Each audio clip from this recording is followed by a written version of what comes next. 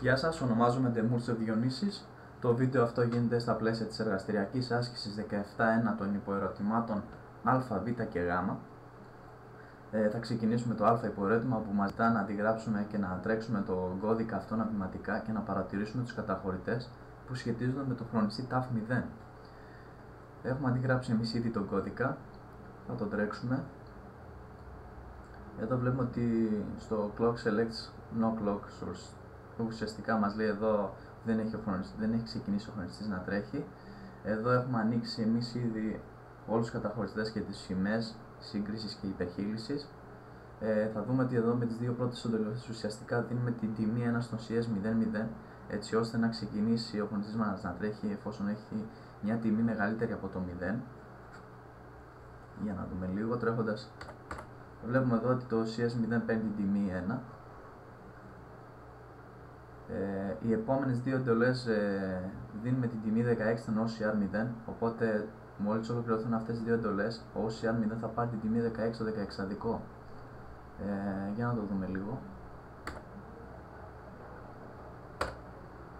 Όντως έχει πάρει την τιμή 16. Εδώ επίσης έχει σηκωθεί και μια σημαία, η οποία είναι η σημαία της σύγκρισης. Γιατί όμως σηκώθηκε αυτή η σημαία? Σηκώθηκε διότι οι καταχωρητές αυτοί στην αρχή είχαν την ίδια τιμή, την τιμή 0. Αυτό θα συνεχίσει μέχρι και να υπερχειλήσει να είναι σηκωμένη. Και αυτό γίνεται διότι δεν μπαίνει σε κάποια ρουτίνα διακοπής έτσι ώστε να κατεβάσει τη σημαία αυτή. Μισό λεπτό δώστε να φτάσουμε μέχρι το FF. Και να... Εδώ φτάνοντας στο FF βλέπουμε ότι έχει σηκωθεί και η σημαία της υπερχείλησης. Αυτό γενικά θα πρέπει να αποφεύγεται, γι' αυτό και όλες οι ρυθμίσεις του χρονιστή θα πρέπει να γίνονται στην αρχή και μετά να τρέχει το πρόγραμμά μας. Για να το αντιστρέψουμε λίγο. Στείλουμε λίγο χρόνο. Ωραία. Κάνουμε ένα reset το πρόγραμμα. Εδώ δίνουμε στην αρχή τώρα στον OCR0 την τιμή 16. Έχοντας πάρει τώρα την τιμή 16, δίνουμε άσο στο CS00 έτσι ώστε ο χρονιστής μας να ξεκινήσει να τρέχει και βλέπουμε ότι εδώ τρέχει. Δεν έχει σηκωθεί όμως η σημαία της σύγκρισης διότι αυτά τα δύο στην αρχή δεν ήταν ίσα. Μισό λεπτό λίγο να το ξαναμηδενίσουμε, να σηκωθεί και η επόμενη σημαία της υπερχείλησης.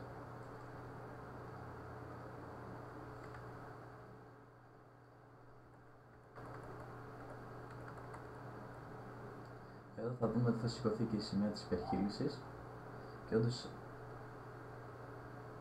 όντως ουσιαστικά το α ζητούσε να παρατηρήσουμε όλη αυτή τη διαδικασία. Τώρα τρέχοντας το υποερώτημα Β λέει να κάνουμε το WG 01 άσο. Ουσιαστικά με αυτό τον άσο ενεργοποιούμε τη λειτουργία μηδενισμού του μικροελεγκτή μας. Ουσιαστικά θα μετράει μέχρι την τιμή 16 και μετά αυτό θα μηδενίζεται. Δεν θα πηγαίνει μέχρι την τιμή FF256. Για να το δούμε λίγο αυτό. Όντως βλέπουμε ότι μηδενίστηκε.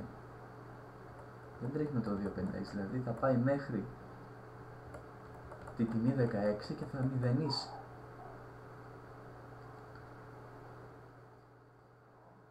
Για να το ξαναδούμε λίγο. Θα σηκωθεί η σημαία της σύγκρισης και όχι της υπερχείλησης. Διότι δεν φτάνει μέχρι το τέλος του, δεν φτάνει μέχρι την τιμή FF για να σηκωθεί και η σημαία της υπερχείλησης και αυτό θα γίνεται συνέχεια. Έτσι.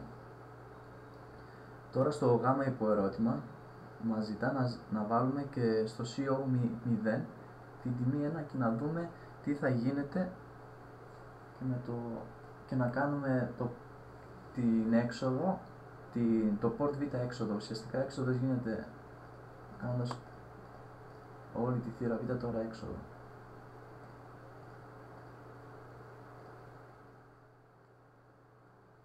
Μας ζητά να παρακολουθήσουμε τρέχοντάς το. Θα δούμε ότι κάθε φορά που θα μηδενίζει το αντίστοιχο ποδαράκι στο μικροελεγκτή μας θα αλλάζει κατάσταση, διότι ενεργοποιώντας αυτή είναι η αντίστροφη η αυτόματη αντιστροφή εξόδου, το OCM0 της PB3, όπου σε κάθε υπερχείληση η κατάστασή θα αντιστρέφεται. Δηλαδή κάθε φορά που θα φτάνω στη λειτουργία μηδενισμού και θα συγκρίνονται αυτά τα δύο και θα είναι ίσα, αυτό θα αλλάζει η κατάσταση. Διαφορετικά από ό,τι ήταν. Κάθε φορά που θα φτάνω στην τιμή 16 βλέπουμε ότι το κωδαράκι αυτό, το B3, 0, 1, 2, 3, αυτό θα αλλάζει συνέχεια κατάσταση. Αυτό ουσιαστικά ήθελα να παρατηρήσουμε και στο υποερώτημα Γ. Σας ευχαριστώ πάρα πολύ.